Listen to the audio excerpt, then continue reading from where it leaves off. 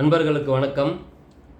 முருகனின் அறுபடை வீடுகளில் முதன்மை வீடான திருப்பரங்குன்றம் மலையை அபகரிக்க வேண்டும் என்ற நோக்கத்தில் அந்நிய கைகூலிகளான ஒரு சில மதவாத சக்திகள் தொடர்ந்து செயல்பட்டு இருக்கிறாங்க.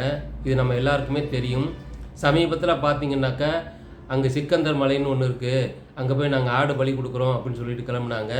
நம்மளுடைய பெரும்பான்மையான எதிர்ப்பதனால அவங்க பின்வாங்கிட்டாங்க. அப்புறம் ராமநாதபுரம் நாடாளுமன்ற உறுப்பினர் அங்கே போய் பிரியாணி சாப்பிட்டாரு. அந்த புகைப்படங்கள்லாம் நம்ம எல்லாருமே பார்த்தோம். தமிழ்நாட்டில் இருக்கக்கூடிய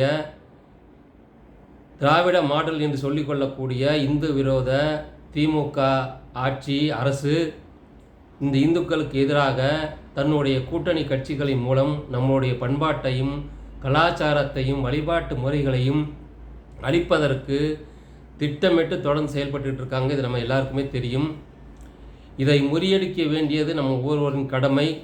எனவே வருகின்ற 4ஆம் தேதி செவ்வாய்க்கிழமை மாலை 4 மணி அளவில் திருப்பரங்குன்றத்தில் தமிழக இந்து முன்னணி சார்பில் ஏற்பாடு செய்யப்பட்டிருக்கக்கூடிய இந்த கவன ஈர்ப்பு கண்டன ஆர்ப்பாட்டத்தில் நாம் ஒவ்வொருவரும் கலந்து கொண்டு நம்மளுடைய உரிமையை பெற வேண்டும், நிலைநாட்ட வேண்டும். நம்முடைய ஸ்கந்தர் மலையை காக்க வேண்டியது நம் ஒவ்வொருவரின் கடமை. எனவே வருகின்ற செவ்வாய்க்கிழமை நாம் அனைவரும் பங்கு பெற வேண்டும். இந்த அறப்போராட்டத்தை வெற்றி பெற செய்ய வேண்டும் என்று உங்கள் ஒவ்வொருவரிடம் கேட்டுக்கொள்கிறேன்.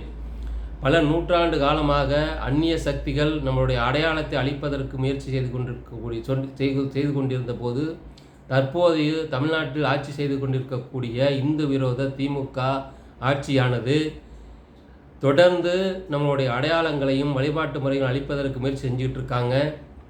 இதை முறியடிக்க வேண்டியது நம் ஒவ்வொருவரின் கடமை. எனவே இந்த அறப்போராட்டத்தில் நாம் அனைவரும் பெருந்திரளாக கலந்து கொண்டு நம்மளுடைய உரிமையை மீட்டெடுக்க வேண்டும் என்று கேட்டுக்கொள்கிறேன். இந்த அறப்போராட்டம் நிச்சயம் வெற்றி பெறும். நமது உரிமையை நிலைநாட்டுவோம். எனவே இந்த அறப்போராட்டத்தில் நாம் அனைவரும் கண்டிப்பாக கலந்து கொள்ள வேண்டும் என்று உங்கள் ஒவ்வொருவரிடமும் பணிவுடன் கேட்டுக்கொள்கிறேன். நன்றி, வணக்கம்.